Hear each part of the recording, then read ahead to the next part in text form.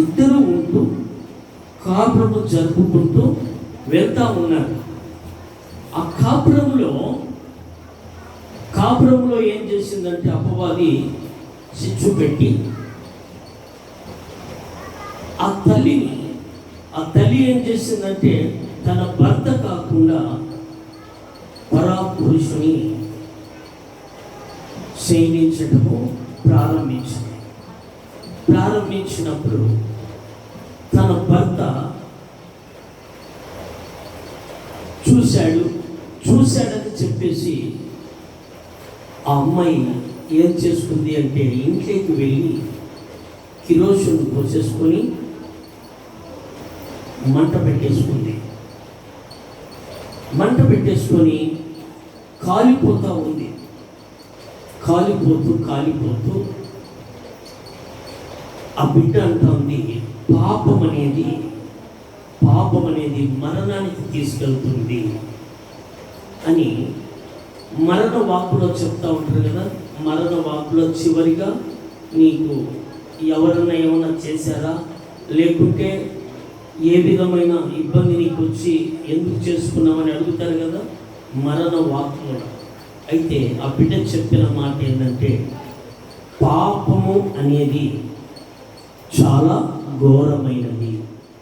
ఈ పాపం అనేది పరిశుద్ధమైన మార్గంలో నడిపించకుండా ఈ పాపము ఏం చేస్తుంది అంటే మరణానికి మాత్రమే తీసుకెళ్తుంది అని చెప్పేసి ఆ బిడ్డ చనిపోయింది. కాబట్టి పాపం అనేది ప్రభుకు దూరం చేస్తుంది, ప్రభుకు దూరంగా పెడుతుంది పాపం. అందుకు పాపానికి వచ్చిన జీవితము మరణమే నాకు చరణము, అందుకోసమే నేను మరణిస్తున్నాను అని ఆ బిడ్డ వాక్మూలం ఇచ్చి చనిపోయింది. అంటే పాపం అనేది ఎంత ఘోరంగా ఉంటుంది అని అంటే 10 మంది చూసేకి అసహ్యముగా ఉంటుంది.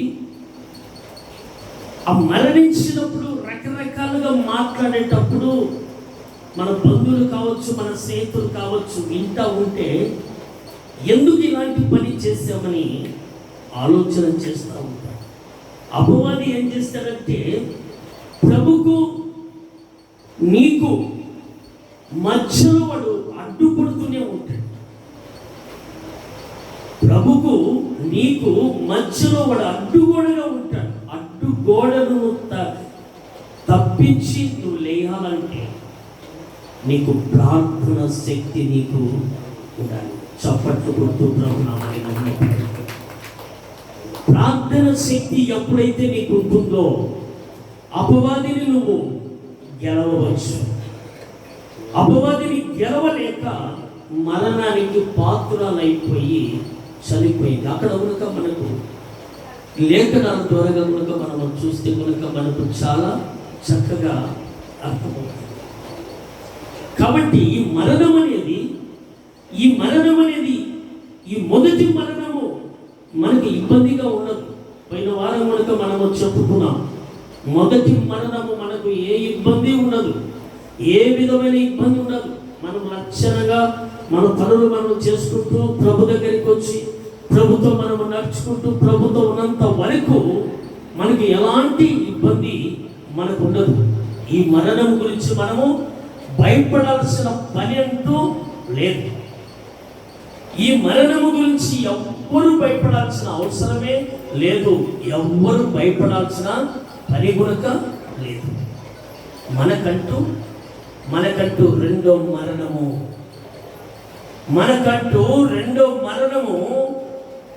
ఉంది. రెండో మరణమే తప్పించుకోవాలి. ఆ బిడ్డ అగ్నిలో కాలుతూనే ఉంటే ఆ బిడ్డ శవము కాలిపోయిన తర్వాత ఆ బిడ్డ ఆ మాట చెప్తా ఉంది. ఇక్కడ ఆ మంట పెడితే కొంచెం కాలి అయిపోతుందేమో. పరదేశికి నువ్వు వెళ్ళినప్పుడు, ప్రభు తీసుకొని తండ్రి దగ్గరికి వెళ్ళినప్పుడు, పరలోక రాజ్యములకి నువ్వు వెళ్ళినప్పుడు పరలోక రాజ్యములో ఉంటుంది అగ్ని మంటలు ఎలాగుంటాయంటే ఇట్లా పారుతూ ఉంటుంది. అగ్గి పారుతూ ఉంటుంది. ఆ పారే అగ్గిలో పడవేసినప్పుడు ఎలా ఉంటుందో, మరణము దగ్గరికి రాదు. అప్పుడు మనం మరణించలేము. అక్కడ మరణించాలని ఎంత మనము పోరాడినా ఆ మరణము మన దగ్గరికి రానివ్వడు ప్రభు.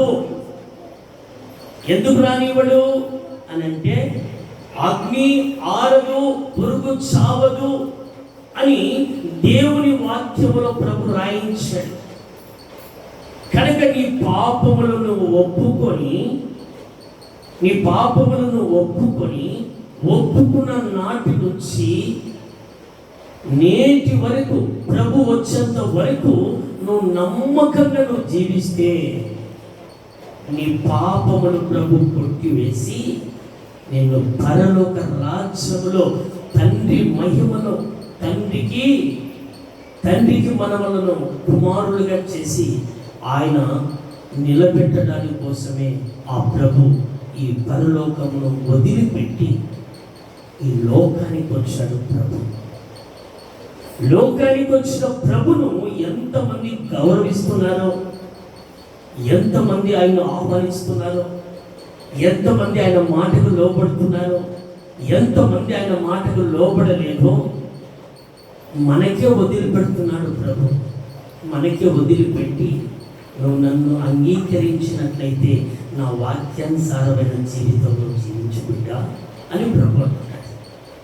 ఆ విధంగా మనము నడవాలనేదే దేవుని ఒక కోరిక. కాబట్టి మరణ వాక్మూలం అనే దానికి కేసు ఎత్తుంటుందంటే చాలా భయంకరమైన కేసు.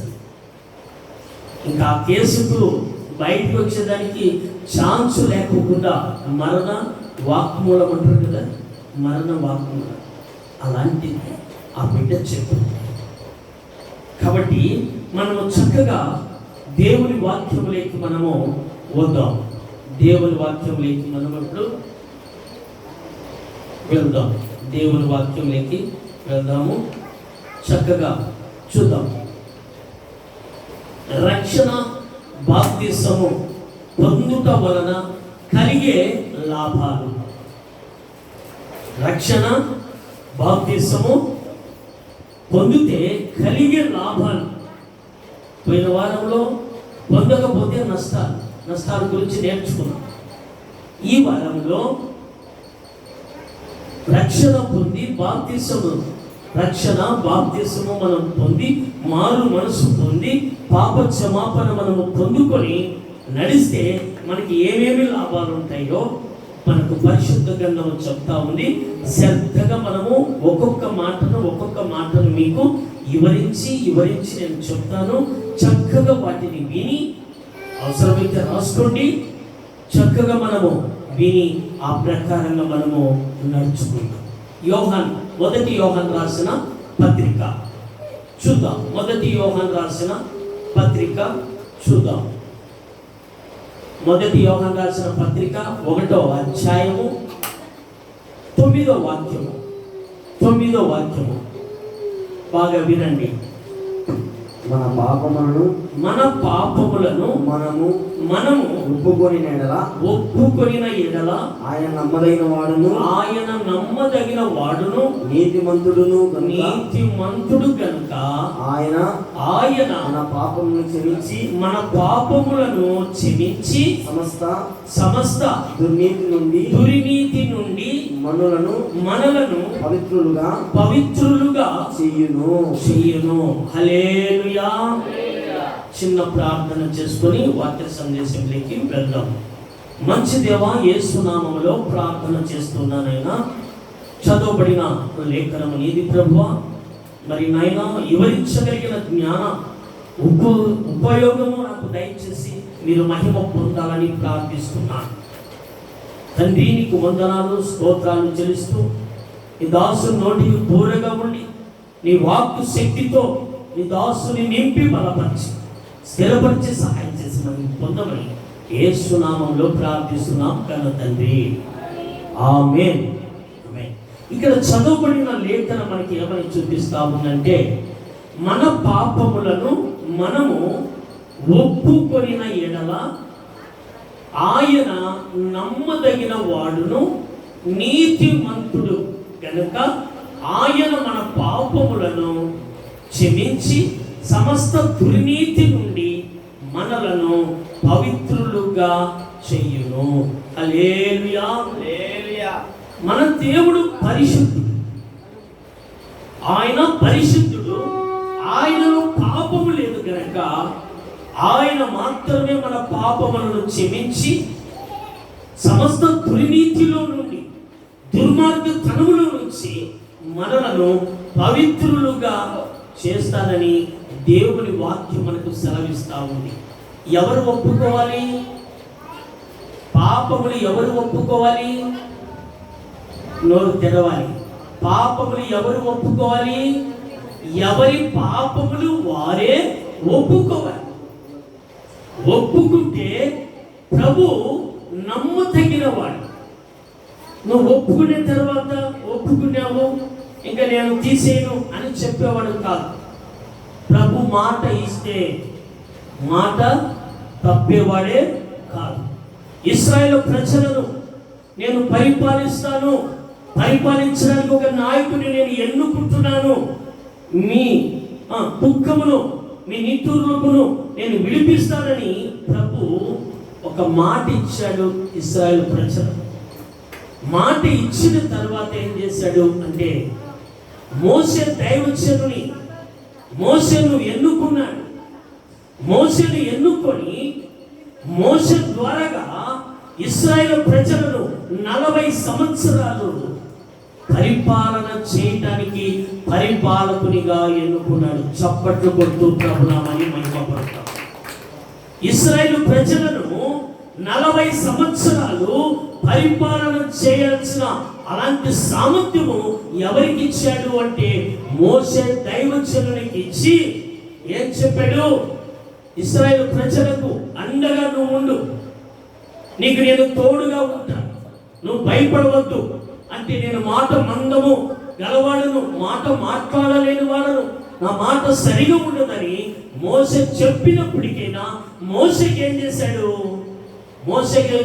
తన అన్నను అహరోనును వాడుకున్నాడు.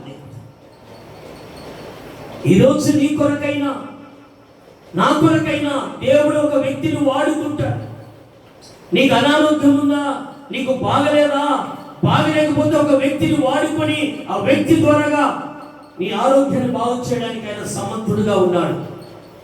కాబట్టి మనం ఏం చేయాలంటే దేవునికి మనము మొరపెట్టే వారముగా మనం ఉండాలి. మన పాపములు మన నోటి గుండా ఒప్పుకొని వాటిని వదిలిపెట్టాలి. పాపం అనేది చాలా భయంకరమైనది. ఆ పాపం అనేది నీకు ప్రభుకు మధ్యలో అడ్డుగోడగా ఉంటుంది. నువ్వు దేవుని దగ్గర నుంచి దీవెనలు పొందకుండా ఆటంకపరుస్తూ ఉంటుంది అపవాది. కాబట్టి మనం ఏం చేయాలంటే మన నోటితో మన పాపములు మనం ఒప్పుకున్న తర్వాత మన ప్రభు నమ్మదగిన వాడు గనక ఆయన మన పాపముల నుంచి మనల్ని విడిపించి సమస్త దుర్నీతిలో నుండి మనల్ని విడిపించి పరిశుద్ధులుగా మార్చి పవిత్రులుగా చేసి మనల్ని పరలోక రాజ్యములో నిలబెట్టడానికి కోసమే ఆయన ఈ లోకానికి వచ్చాడు. ఈ లోకానికి వచ్చి ఈ లోకంలో 33.5 సంవత్సరము ఆయన జీవించాడు. మనిషిగానే వచ్చాడు. మనిషిగా వచ్చి మనిషిగా ఉంటూ 33.5 సంవత్సరము జీవించిన కాలం అంతటిలో స్త్రీలలో తిరిగాడు, పురుషులలో తిరిగాడు, చిన్న బిడ్డలలో తిరిగాడు, పెద్దవాళ్ళ దగ్గర తిరిగాడు, వృద్ధాప్యంలో ఉన్న తండ్రులతో అందరితో తిరిగాడు. కానీ ఎక్కడే కానీ చిన్న పాపము కనుక ఆయనకు అంటించుకోకుండా జీవించిన వాడు మన ప్రభు. చప్పట్లు కొడుతూ ప్రభునామని మహిమపడతాం. పాపం అనేది భయంకరమైనది కనుకనే ఆ పాపము ప్రభు దగ్గరికి రాకుండా చేసి ఆయన నీకు నేర్పిస్తున్నాడు. పాపాన్ని ఎలా జయించాలనో, పాపాన్ని ఎలా వదిలిపెట్టాలనో నీకు నేర్పిస్తున్నాడు. పాపం అనేది చాలా భయంకరమైనది. ఆ పాపము నుంచి మనం విడిపించబడి పరిశుద్ధులుగా మనము మార్చబడి పరిశుద్ధులుగా మనం జీవిస్తూ పవిత్రులుగా ఉండాలని దేవుడు కోరుకుంటున్నాడు. ఈ మొదటి మాట ఏమంటున్నాడు? పాపములను మనము ఒప్పుకొని వదిలిపెట్టాలి. పాపములు మనము ఒప్పుకొని ఎప్పుడైతే వదిలిపెడతామో మళ్ళా చేయకూడదు. ఇంకా ఈరోజు ఒప్పుకున్నాము, ప్రభు దగ్గర ప్రార్థన చేశాము, మళ్ళీ పాపము చేయకూడదు. ఇంకా అది పాపమని తెలిసిన తర్వాత దాని దగ్గరికి నువ్వు వెళ్ళకూడదు, దాన్ని దూరం చేసుకోవాలి. దూరం ఏ విధంగా చేసుకోవాలంటే ప్రభుని అడగాలి. నీ వలనైతే కాదు, నీ శక్తి చాలదు, నా శక్తి అయినా చాలదు, ప్రభుని అడగాలి. ప్రభువా, నేను ఈ పాపం నుంచి నేను విడిపించబడాలి, ఈ పాపం నుంచి నేను తప్పించబడాలి, నా శక్తి చాలేదు, నీ శక్తి కావాలా ప్రభు అని ప్రభుని అడిగితే ప్రభు శక్తినిచ్చి నిన్ను పరిశుద్ధునిగా పరిశుద్ధురాలుగా నడిపిస్తాడు. చప్పట్లు కొడుతూ ప్రభునామమున మహిమపడతాం. అక్కడే చూద్దాం, మరొక మాట కనుక చూద్దాం. యోహాను రాసిన పత్రిక 1వ అధ్యాయము 12వ వాక్యం కనుక చూద్దాం. 2వ మాట. మొదటి మాట, మన పాపములు మనం ఒప్పుకుంటే ప్రభు క్షమించి మనల్ని పరిశుద్ధులుగా మారుస్తాడని మొదటి మాట మనం నేర్చుకున్నాం. రెండో మాట యోహాను సువార్త 1వ అధ్యాయము 12వ వాక్యము చదువుదాం. 12వ వాక్యము చదువుదాం. అందరూ బైబిల్ ఉన్న వారందరూ చదవచ్చు, వారందరూ తీసుకోండి, చదువుదాం.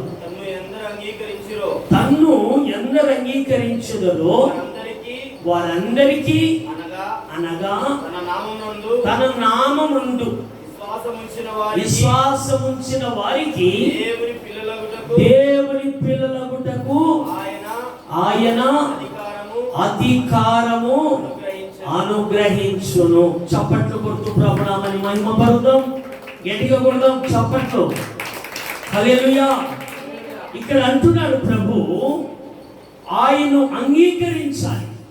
అంగీకరించడం అంటే మందిరానికి వచ్చామయ్యా, మందిరానికి వచ్చి ప్రార్థన ఉన్నామయ్యా, ప్రార్థన చేయించుకునే పోతున్నాం, చిల్లర మార్చి చందా ఇస్తున్నాం, కానుకలే వేస్తున్నాం అనంటే కాదు. ప్రభును అంగీకరించాలి. ప్రభును అంగీకరించడం అంటే మారు మనసు, పాప క్షమాపణ, బాప్తిసమును పొందాలి. అప్పుడే నువ్వు ప్రభును అంగీకరించినట్టు, నీ హృదయంలో ప్రభును చేర్చుకున్నట్టు. ప్రభు అంటున్నాడు, ఎవరు నేను తలుపు దగ్గరికి వచ్చి తట్టుతున్నాను, ఎవరు తలుపు తెరుస్తారో, ఎవరు తలుపు తెరిస్తే వారి ఇంట్లోకి నేను రావాలని ప్రభు కోరుకుంటున్నాడు.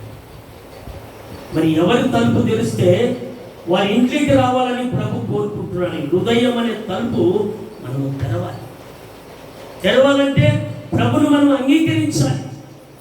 ప్రభును అంగీకరించినప్పుడు మనం ఏమైతామంట? దేవునికి ఏమైతాము? పిల్లలము. ఎంత ప్రమోషన్ వచ్చిందో చూడండి. అక్కడేమో పాపములు ఒప్పుకున్నావు, పాపములు ఒప్పుకొని నువ్వు ఎప్పుడైతే రక్షణ పొంది బాప్తిసం పొంది ప్రభును నువ్వు చేర్చుకున్నావో, ఇక్కడ ప్రభు అంటున్నాడు, ఎంతమంది నన్ను అంగీకరిస్తారో వారందరూ నా పిల్లలు. మరి ఆయన పిల్లల మీదకి అపవాదిస్తూ ఊరుకుంటాడా? ఆయన పిల్లల మీదకి ఎవరైనా కానీ శత్రువు వచ్చాడనుకో చూస్తా ఊరుకుంటాడా? మనమే ఊరికే చూస్తూ ఉండలేం. ఎవరైనా మన పిల్లలకే అట్లా కొట్టేసి వెళ్ళిపోయాడనుకో, మళ్ళాసారి వాడు కనపరాన్ని పరిగెత్తాడు కదా, దొరికితే మన కథ చెప్దాం అని ఆలోచన కలిగి ఉంటామా లేదా? మనుషులముగానే మనం ఇంతగా ఉంటే పరలోక రాజ్యాన్ని పరిపాలన చేసే పరిపాలకుడు మన ప్రభుకు ఉంటుందా ఉండదా? నీ మీదికి అపవాది వస్తే ఊరుకుంటాడా? నీ మీదికి శత్రువు వస్తే ఊరుకుంటాడా? శత్రువుని ఏం చేస్తాడు తెలుసా? నీ పాదాల కింద చిదకు తొక్కిచ్చేస్తాడు. చప్పట్లు కొడుతూ ప్రభునామని మహిమపడతాం. శత్రువును, అపవాదిని నీ పాదాల కింద తొక్కడానికి ఆయన అధికారం నీకు అనుగ్రహిస్తాడు. ఎందుకంటే ప్రభు ఏం చేశాడు? ప్రభు పామును తొక్కేశాడా? అపవాదిని తొక్కాడా? తొక్కిన తర్వాత ఆయన పిల్లలు తొక్కడానికి అధికారం ఇస్తాడా? ఇవ్వడా? ఇప్పుడు మనము అర్థం కావడానికి చెప్తున్నా. ముఖ్యమంత్రి మనకు రాజశేఖర రెడ్డి పరిపాలిస్తూ వచ్చిన తర్వాత ఏమైంది? ఇప్పుడు తన కుమారుడు జగన్ సార్ ఇప్పుడు పరిపాలన చేస్తున్నాడు. చంద్రబాబు నాయుడు పరిపాలన చేస్తూ వచ్చాడు. తన కుమారుడు లోకేష్ కనుక పరిపాలన చేయడానికి సిద్ధంగా ఉన్నారు. కాబట్టి దేవుడే అపవాదిని తొక్కినప్పుడు ఆయన బిడ్డలమైన మనము కనుక అపవాదిని మనము తొక్కగలిగిన శక్తి మనకిస్తాడు. నేను జువారి కంపెనీలో పట్టుకొని నిద్రపోయిన మంచాన నాకు తెలియదు ఎప్పుడు వచ్చిందో, నా పడక కిందకి వచ్చేసింది పాము. నా పడక కిందకి వచ్చింది. అది పడక కింద ఉంది, నన్ను చూసుకొని కాదు, నాకు తెలియదు. నేను లేచే లోపల చూస్తే ఆ పాము చనిపోయింది. నా కిందనే చనిపోయింది. నేను అట్లాగా పట్ట బయటికి తీసానే ఆ పాము ఇంకా కొంచెం ప్రాణంతో తనకలాడుతూ ఉంది. అంటే ఏం జరిగింది అక్కడ? దేవుని కుమారుని దగ్గరికి అది వచ్చింది. కుమారునికి ఏమైనా హాని చేస్తుందేమని ప్రభు ఏం చేశాడు? నన్నే దాని మీద పడబెట్టాడు. అంతే, దాని మీద పడబెట్టే లోపల ఏమైపోయింది? అది నలిగిపోయి వాటిలో ఉన్న పేగులు బయటకు వచ్చాయి. నేను ఫోటో తీసి మనకు తెలిసిన కొంతమందికి పంపించాను. అలాంటి శక్తిని ఇస్తాడు దేవుడు. ఎందుకంటే ఆయన అధికారము కలిగిన వాడు. సముద్రాన్ని 2 పాయలుగా చీల్చివేసి ఆరిన నేల మీద ఇశ్రాయేలు ప్రజలను నడిపించిన నాయకుడు. మోసే ఆ బండను కొట్టు అనగానే బండను కొడితే నీళ్ళు వచ్చాయి. తాగని నీళ్లు లేకపోతే అరణ్యములో నీళ్లు బండలోంచి చీల్చి నీళ్ళు ఇచ్చిన వాడు మన ప్రభు. శక్తిమంతుడైన మనం ఏమనుకుంటామంటే కనపడాలి కదా ఆయన శక్తి ఏముందిలే, ఆయన బలం ఏముందిలే అని మనం అనుకుంటాం. ఆయన దగ్గర ఉన్న శక్తి, ఆయన దగ్గర ఉన్న బలం ఎలాంటిది అంటే బండలోంచి నీళ్లు ఉబికింపచేసిన వాడు. ఇశ్రాయేలు ప్రజలు సమృద్ధిగా తాగి ఆహారం లేకపోతే అరణ్యములో మన్నాను కురిపించిన వాడు, పూరియలు కురిపించిన వాడు, మాంసాహారముతో సహా కురిపించిన వాడు మన ప్రభు. అలాంటి శక్తిమంతుడు నీవు ఎప్పుడైతే పాపములు ఒప్పుకుంటావో, నువ్వు ఎప్పుడైతే ఆయన అంగీకరిస్తావో, ఆయన నీకు ఎల్లప్పుడూ తోడుని నడిపించగలరు. చప్పట్లు కొట్టు ప్రభునామని మహిమ పొందుతాం. మరొక మాట కనుక మనం అక్కడే చూద్దాం. తెస్సలోనికీయులకు రాసిన పత్రిక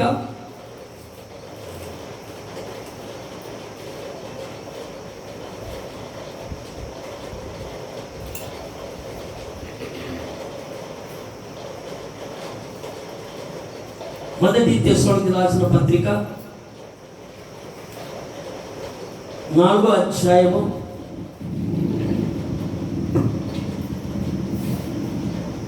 13వ వాక్యం చూద్దాం. సహోదరులారా నిరీక్షణ లేని ఇతరుల వలె మీరు దుఃఖపడకుండా నిమిత్తము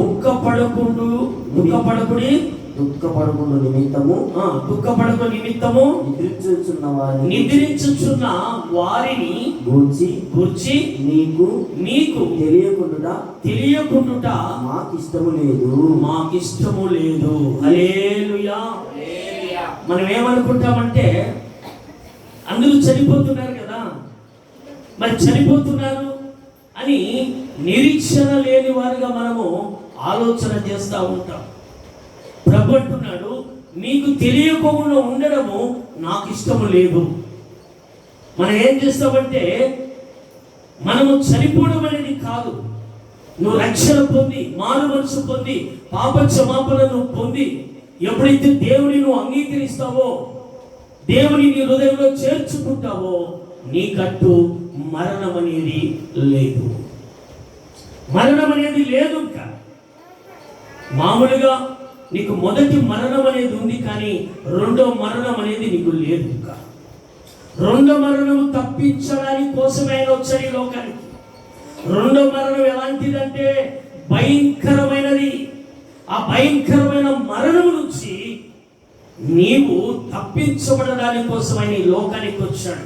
అందుకే అంటున్నాడు, నిద్రించే వారి గురించి మీకు చింత ఎలా. మీకు నిద్రించారు, నిద్రించిన వారు ఇప్పుడు కాకపోతే ఇంకొక గంటకైనా లేస్తారు, లేదా ఇంకొక అర్ధ గంటకైనా లేస్తారు, ఇంకొక 2 గంటలకైనా నిద్రించిన వారు లేస్తారు. లేస్తారా లేదా? నిద్రించిన వారు ఎప్పుడైనా లేస్తారు. ప్రభు అని అంటున్నాడు, రెప్పపాటున నేను వస్తే రెప్పపాటున మిమ్మల్ని తీసుకొని వెళ్తా. రెప్పపాటున మిమ్మల్ని తీసుకొని నేను వెళ్తానని ప్రభు వాక్యం సెలవిస్తూ ఉంది. కాబట్టి మనం నిరీక్షణ లేని వారిగా మనం ఉండకూడదు. మనం దేవుని బిడ్డలం. దేవుడు వస్తాడు, తప్పకుండా ఆయన వస్తాడు, నన్ను పరలోక రాజ్యానికి తీసుకెళ్తాడని మనము విశ్వసించాలి. విశ్వసించేను మారు మనసు, పాపక్షమాపణ, రక్షణ. ఆ రక్షణ ఎప్పుడైతే నీకు ఉంటుందో, ఆ రక్షణ మార్గంలో నువ్వు ఎప్పుడైతే నడుస్తావో, దేవుడు వచ్చి మధ్యాకాశానికి వచ్చి నిన్ను తీసుకెళ్ళి ఆయన అక్కడ నిలబెట్టి అక్కడ అందరితో మాట్లాడి అక్కడ నుంచి తండ్రి దగ్గరికి తీసుకెళ్తాడు. పరలోక రాజ్యానికి తీసుకెళ్తాడు, పరదేశికి తీసుకెళ్తాడు, తర్వాత పరలోక రాజ్యానికి ఆయన తీసుకుపోతాడు. ఆ నిరీక్షణ నీకు నాకు ఉండాలి. మనం ఏం చేస్తామంటే ఎట్లా వస్తాడులే ప్రభు, ఎట్లా తీసుకెళ్తాడు, ఏముంది, అలాగే జరుగుతుందా లేదా అని మనం ఆలోచన చేస్తూ ఉంటాం.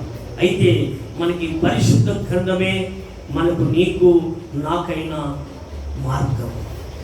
ఈ పరిశుద్ధమైన బైబిల్ మనకి ఏ మార్గాలు చూపిస్తూ ఉంది అంటే, పరలోక రాజ్యానికి ఆ మహిమలో ఉండగలిగిన ఆ మార్గాన్ని మనకు చూపిస్తూ ఉంది.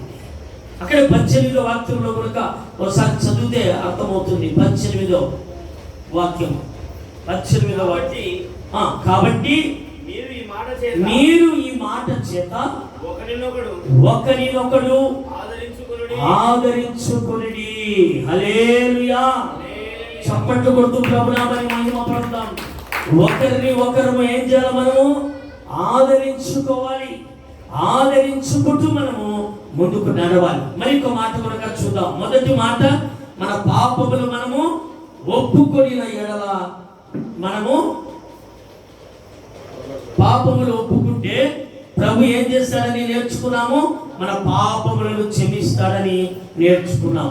మరి రెండో మాట మనం ఏం నేర్చుకున్నాము?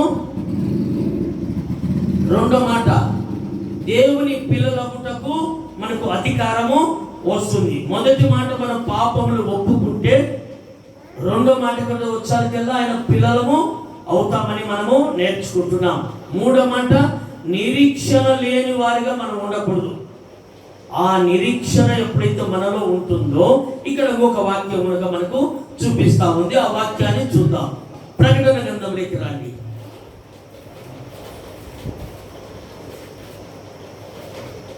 ప్రకటన గ్రంథము 19వ అధ్యాయము 9వ వాక్యము చూద్దాం. 9. మరియు అతడు నాతో ఇలాగు చెప్పెను, గొర్రె పిల్ల పెళ్లి విందుకు పిలువబడిన వారు ధన్యులని రాయుము. మరియు ఈ మాటలు దేవుని యథార్థమైన మాటలని నాతో చెప్పెను. హల్లెలూయా. దేవుని యథార్థమైన మాటలు. ఎవరి పెళ్లికి పోవాలి? మనమందరం ఎవరి పెళ్లికి పోవాలి? మనమందరం యేసయ్య పెళ్లికి పోవాలి. గొర్రె పిల్ల అంటే యేసయ్యకు సాదృశ్యం. ఆయన పెళ్లికి మనమందరం పిలువబడే వారమై ఉండాలి. ఇప్పుడు కుటుంబంలో పెళ్లి అవుతుంది అనుకో, కుటుంబంలో పెళ్లి అవుతుంటే ఏం చేస్తారు? ఫస్ట్ ఎవరిని పిలుస్తారు? ముఖ్యమైన బంధువులను. ముఖ్యమైన బంధువులను, వాళ్ళ రక్త సంబంధికులను పిలుస్తారు. రెండోదిగా దూర దూర బంధువులందరినీ పిలుచుకుంటూ వెళ్తారు. తర్వాత ఏం చేస్తారు? స్నేహితులను, తర్వాత కొంతమంది అక్కడక్కడ ఫ్రెండ్స్ అయిన వారిని మాత్రమే పిలుస్తారు. మన దేవుడు అలా కాదు. నీవు ఆయన అంగీకరించిన వారిని మాత్రమే పెళ్లికి పిలుస్తాడు. ఇక్కడ మనుషులు ఏమైనా పిలిస్తే పెళ్లికి పోవచ్చు. పెళ్లికి పోయినా వాళ్ళు పూట భోజనం పెట్టేసి నీతో సరిగ్గు తీసుకుంటారు, పంపిస్తారు. మన ప్రభు అలా కాదు. మన ప్రభు పెళ్లికి మనం పిలువబడిన వారమైతే ఆయన అంగీకరించాలి.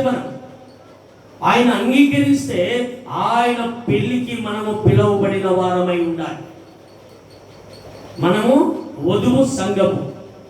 సంఘం అనగా వధువు, వధువు అంటే స్త్రీ. మనమందరము వధువు సంఘం అయితే గొర్రె పిల్ల యేసు ప్రభుకు సాదృశ్యం. మరి ఆయనతో మనకు వివాహము జరగాల గనుకనే అందుకే గొర్రె పిల్ల పెళ్లి విందుకు పిలువబడిన వారు. ఎవరిని పిలుస్తాడు? ఆయన అంగీకరించిన వారిని, ఆయన రక్తము చేత కడగబడిన వారిని, ఆయన పిల్లలను పిలుచుకుంటాడు. పెళ్లికి పిలుచుకొని వాళ్ళందరినీ తీసుకెళ్ళి ఎక్కడ పెడతాడు? పరలోక రాజ్యములో తండ్రి మహిమ దగ్గరికి తీసుకెళ్తాడు. అందరూ అక్కడికి రాలేరు. పాపం ఉన్న వాళ్ళందరూ అక్కడికి రాలేరు. పాపం అనేది ఏం చేస్తుంది? మిమ్మల్ని మధ్యలోనే పట్టేస్తుంది. మేము ప్రభు దగ్గరికి పోతామయ్యా, మేము మందిరానికి పోతా ఉన్నాము, అయితే రక్షణ తీసుకోలేదయ్యా అన్న వరకు. మరి రక్షణ లేకపోతే మీకు ముద్ర లేదు, ఇక్కడ మీకు ముద్ర వేయబడలేదు కదా. జీవగంధంలో మీ పేరు ముద్రించబడాలి, పడలేదు కదా. పేరుందా చూసుకోండి అంటారు. అప్పుడు చూస్తే మనం ఏం బాధపడతాము? మీ పేరు లేదనగానే ఆధార్ కార్డులో మీ పేరు సరిగా లేదు, మీకు డబ్బులు రావు అనగానే ఏం చేస్తారు? వెంటనే పోయి నా పేరులో ఒక అక్షరం తప్పు ఉంది, నా పేరులో ఇది ఉంది, అది ఉంది, ఇది మార్చి ఇది నాకు చేసేయండి అని డబ్బుల కోసమే మనం అంతా పాగులాడతాం. ఇక్కడ ప్రభు దగ్గర ఎవరు ఏం మాట్లాడేకే ఉండదు. నువ్వు రక్షణ పొందావా, మారు మనసు పొందావా, పాప క్షమాపణ పొంది ప్రభును అంగీకరించి ప్రభు మార్గంలో నువ్వు నడిచి శ్రమైనా, కష్టమైన, బాధైనా, నిందలైనా, అవమానాలైనా నువ్వు ఎప్పుడైతే ప్రభుతో నువ్వు నడుస్తావో ప్రభు దగ్గరికి నువ్వు వెళ్ళేటప్పటికే అక్కడ ఉన్న తలుపులు ఏవి నీకు అడ్డపడవు. తలుపులు నువ్వు వెళ్తా ఉంటే తలుపులు తెరవబడతా ఉంటాయంట. అవి ఎంతకవే ఎందుకు తెరవబడతా ఉంటాయి? ప్రభు తేజస్సు కలిగిన వాడు, ఆ తేజస్సు నీ ముఖంలో కనపడుతుంది. నీ ముఖంలో ఆ తేజస్సు ఎప్పుడైతే కనపడుతుందో తలుపులు అవెంతకవే తెరవబడతా ఉంటాయి. అలాంటి తేజస్సు కలిగి మనము ప్రభులో నడుచుకోవాలి. అది నా ఆశ. అదే ఉంటే చల్లగానైనా ఉండు, లేదా ఎచ్చగనైనా ఉండు. నిలువెచ్చగా ఎందుకు ఉంటావు అంటున్నాడు కదా ప్రభు. నిలువెచ్చగా అంటే వేస్ట్. నువ్వు చల్లగా ఉన్నావు అనుకో, ఎట్లయినా అర్థమే ఉంటుంది. నువ్వు ఎచ్చగా ఉండాలి, నువ్వు ఎచ్చగా మండుతూ ఉండాలి. ప్రభు దహించు అగ్ని ప్రభు. అలాంటి ప్రభును కలిగిన నీవు ఎలిగించబడతా ఉండాలి, దహించబడతా ఉండాలి. అది కోరుకుంటున్నాడు మన ప్రభు. కాబట్టి ఇక్కడ అంటున్నాడు ప్రభు, చక్కనైన మాటతో మనతో చెప్తున్నాడు చూడు. మరియు అతడు నాతో ఇలాగూ సెలవిచ్చెను, గొర్రె పిల్ల పెళ్లి విందుకు పిలువబడిన వారు ధన్యులని రాయుము. ఎవరి పెళ్లికి పిలువబడాము మనము? దేవుని కుమారుడు యేసు ప్రభువు పెళ్లికి మనము పిలువబడిన వారమై ఉండాలి. ఆ పెళ్లికి, ఆ విందులో మనము ఆహారము పుచ్చుకున్న వారముగా, లేకపోతే ప్రయోజనం లేదు. పెళ్లికి ప్రభు పిలువబడి కానాను విందులో పెళ్లి జరుగుతుంటే ప్రభు వెళ్ళాడు. అక్కడికి వెళ్ళినప్పుడు అక్కడ ఏమైపోయింది? ఆ కుటుంబానికి, ప్రభు నమ్ముకున్న కుటుంబము ద్రాక్షరసం అయిపోయింది. ద్రాక్షరసం అయిపోగానే అక్కడ ఆ కుటుంబానికి అవమానం జరగబోతోంది. జరగబోయే సమయంలో మరియమ్మ గారు చూశారు. చూసి ద్రాక్షరసం అయిపోయింది, ఎట్లా అని చెప్పి కుమారుని దగ్గరికి పోయి, నైనా ద్రాక్షరసం అయిపోయింది అని చెప్పగానే తల్లిదండ్రులు, అమ్మ నా సమయం ఇంకా రాలేదు అన్నాడు. నువ్వేమో నాకు చెప్పడానికి అన్నాడా తల్లిని? మనమైతే నైనా అది అట్లా కాదు నైనా, ఇది దారి నైనా అని చెప్తే, నాకు తెలుసులే నోరు మూసుకో, ఇలాగ మాట్లాడతారు. కోడలైనా అలాగే మాట్లాడతారు, అత్తగారిని. కొడుకులైనా తల్లిదండ్రులు అలా మాట్లాడుతున్నారు. నేను చాలా మందిని వింటా ఉంటా. కుటుంబాలని ప్రార్థన చేసినప్పుడు ఇలాగున్నారయ్యా ఇలాగున్నారంటే, ఒక కుటుంబము ఏకంగా బిడ్డకు తిట్టు తండ్రిని మాట్లాడుతూ ఉంది, కొడుకు తిట్టు తల్లిని మాట్లాడుతున్నారు, తండ్రిని మాట్లాడుతున్నారు.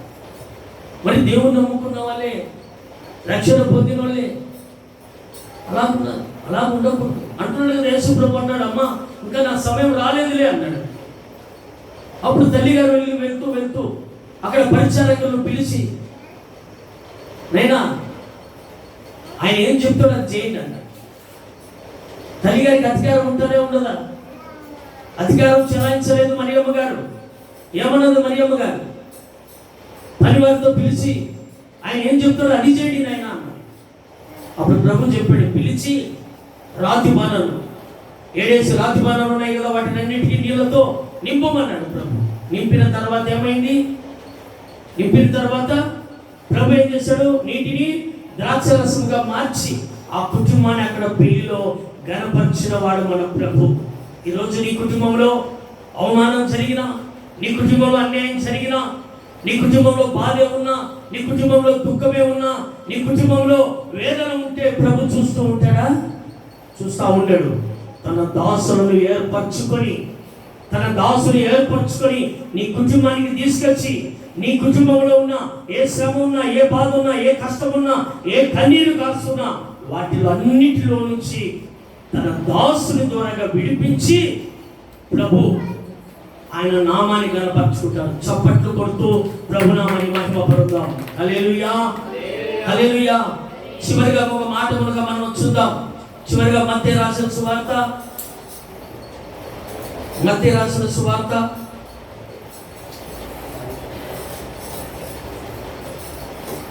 25వ అధ్యాయము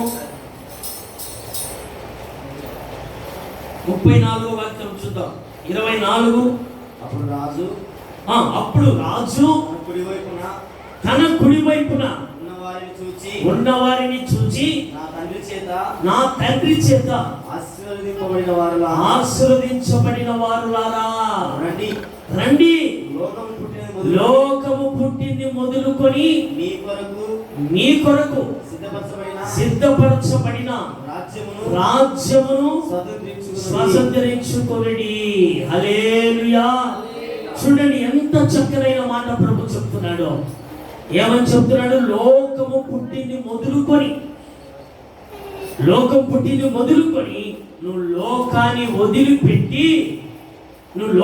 వదిలిపెట్టి నువ్వు దేవునితో నడుచుకొని దేవునితో నువ్వు జీవిస్తే ప్రభు అంటున్నాడు, ఈ రాజ్యము నా తండ్రి చేత ఆశీర్వదించబడిన వారులారా అంటున్నాడు ప్రభు.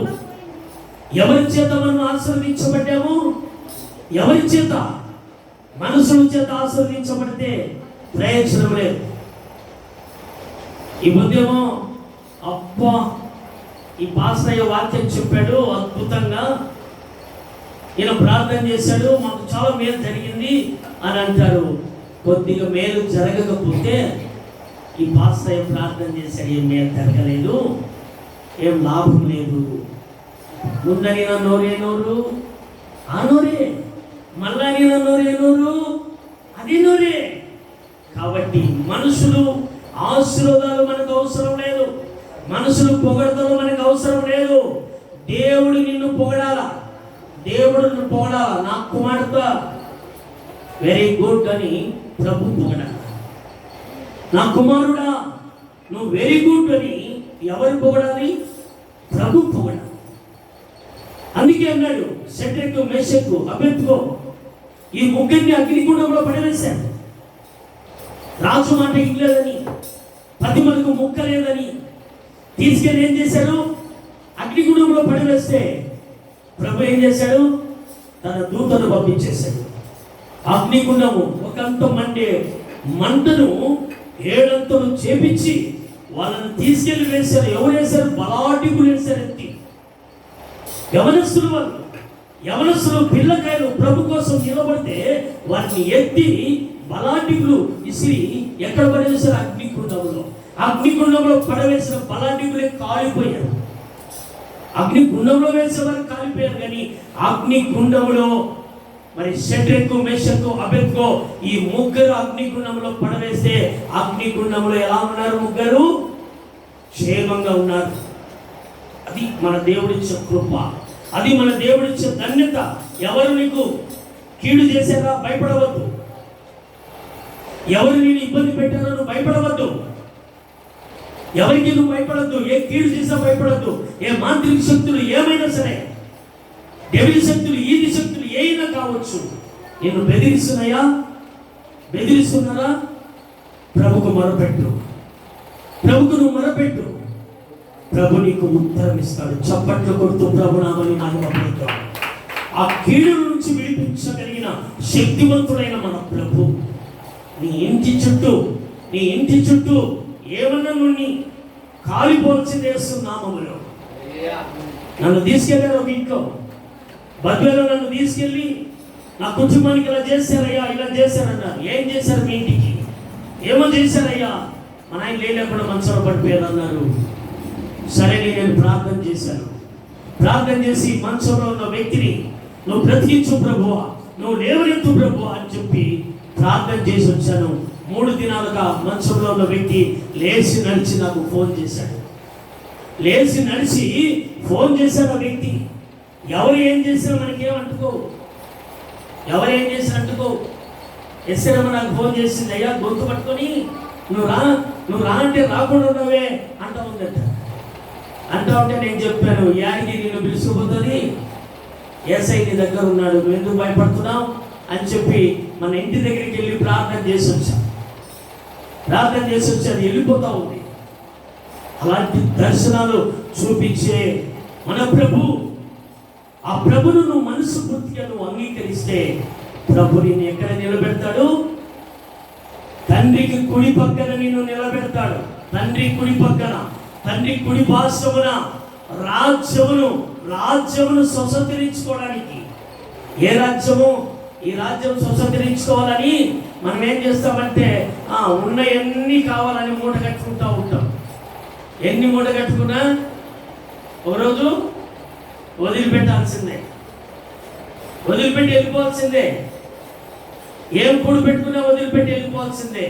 ఏం సంపాదించుకున్నా వదిలిపెట్టి వెళ్ళిపోవాల్సిందే. నీ ధనము ఎక్కడ సమకూర్చుకోవాలంటే పరలోక రాజ్యంలో నీ ధనము సమకూర్చబడాలి. అప్పుడే నీ ధనము చిమటలు కొట్టవు. పరలోకంలో ఉంటే చిమటలు కొట్టవు. దొంగల కరణం వేరంట, అక్కడ తుప్పు పట్టదంట. ఇక్కడైతే చాలా రోజులుంటే తుప్పు పడుతుంది, దొంగల కరణం వేస్తారు, తర్వాత చిమిటలు కొడతాయి. పరలోక రాజ్యంలో మన ధనాన్ని మనం సమకూర్చుకోవాలి. అలాంటి ధన్యత మనం పొందుకోవాలి. రాజు కుడి పక్కన నిలవగలిగిన శక్తి మనకు ప్రభు ఇస్తున్నాడంటే ఆయనను అంగీకరించాలి. ఇంకొక మాట చెప్పి నా మాటలు కనుక ముగించేస్తాను. ఇంకొక మాట చివరిగా రోమీయులకు రాసిన పత్రిక